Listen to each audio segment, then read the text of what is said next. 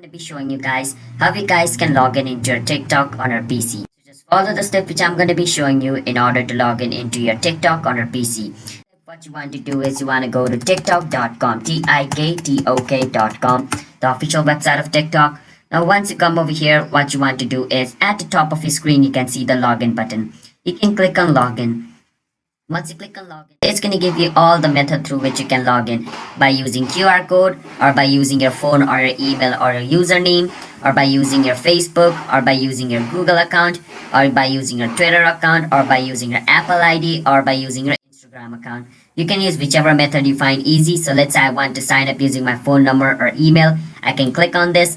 And if you want to enter your phone number, you can enter your phone number. If you don't have a phone number and you have an email, you can click on login with email over here and you can enter your email or your username over here. Once you do that, you can enter the password of your account over here just like I'm doing and click on login. And if the email and password you entered is correct, you should be able to log in into your TikTok account.